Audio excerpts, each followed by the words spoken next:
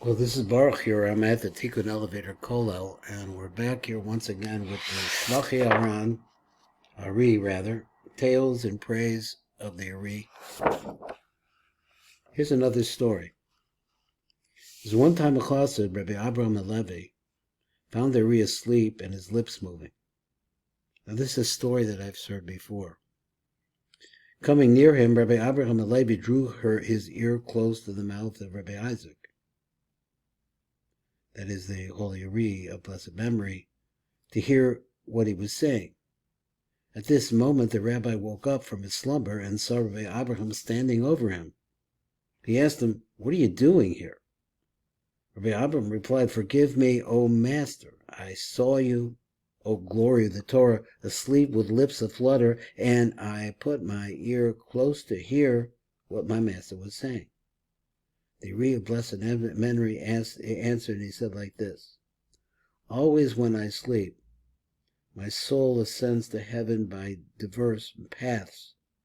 These paths are known unto me, and the ministering angels come forth to meet me and welcome my soul and bring me before Matad." Now one has to understand Matad. Matad is the angel of the next universe, the universe which is called Yetzirah. He is the which is the universe of Zeir Anpin, the University of Tiferes. This is like the Zeir Anpin of Zeir Anpin. It's the core of it, called this angel.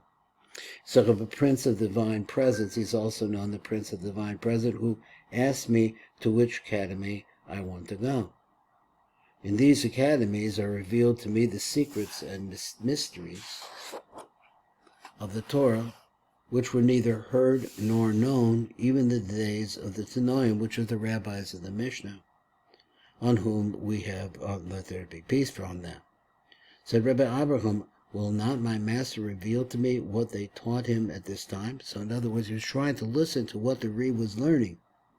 So then the master of on whom let there be peace, he says, laughed and said, "I call heaven and earth to witness that were I to talk for 80 consecutive years, it's no exaggeration that I would not be able to complete what I learned this time on the portion concerning Bilam and the ass." In other words, he was learning the story of Bilam and the story of Bilam's donkey, and he learned some very, very deep things, and he said it would take 80 years in order to explain. All this he merited after he came up from Egypt to the Holy Land. So here's one more story. We have a little bit more, and let's just do a little bit more of the story. Once of the men of Sfat anointed 10 wise men and sages, the ARI of blessed memory being included among them. So he had to be the wards of moral conduct in that city. Now it's important to understand that the ARI was in the city of Sfat for a total of something like 2 years, that's all.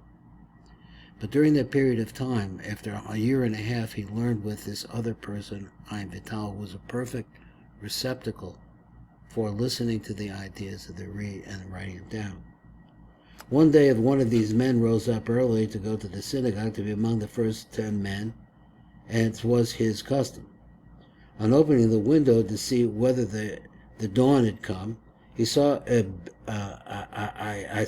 Bedouinized woman. I guess she means, this word I can't quite figure it out, but a woman who was covered up, leaving her house.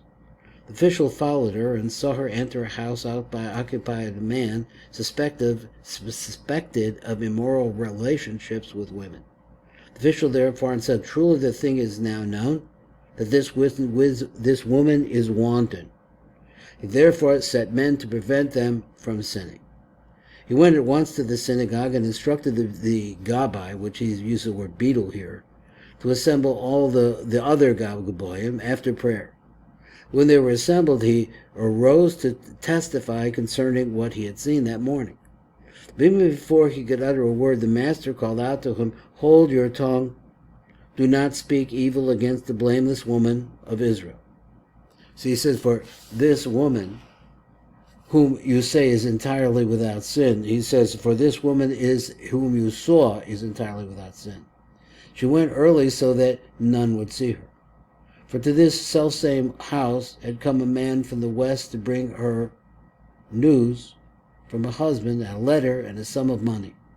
She had asked him to send her this sum, but he replied that her husband had entrusted to him a secret to reveal to her and her alone, and not to return it over to a messenger. Therefore she herself had gone to meet him, and when the ward heard this, he remained silent, instead went to investigate further into this matter, finding that the master was correct. He came to him and pleaded, "I entreat you, forgive me." The master replied, "You have done nothing against me. Rather go to the woman and beg forgiveness from her for your suspicion." So he did that. Therefore the master was regarded as a prophet after this time. Nevertheless, two learned men placed no evident credence on the ARI. One day they came to test him.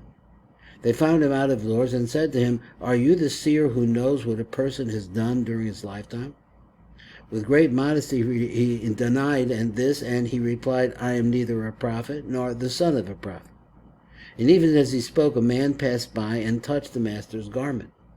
And he said, "May the Lord forgive you, for you have made it necessary for me to perform many ablutions because of you." In other words, to go through many different kinds of sufferings because of you.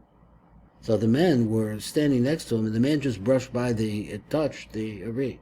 Then he made the statement, "This man has caused all kinds of problems." When the learned men heard these words, they hurried after the man and said, "Please, tell us what you did, that the master spoke to you like this. Tell us, and we will accompany you to the master and intercede for you, that he should prescribe something for you, a penance, lest you die unchastened." The man was much frightened. He became very afraid. "What can I say, and how do I justify myself, seeing that God has disclosed the sin of your humble servant? For this night I was drunk. I got drunk. And the serpent enticed me to lie with my wife in an unnatural manner." When the learned man heard this, they marveled and went with this man to the master and pleaded with him to prescribe for him an act of penance. He granted their request, and thereafter they never forsook the person of the master, the Holy ARI. This is Baruch Fleischman. This has been a couple of tales about the Holy ARI.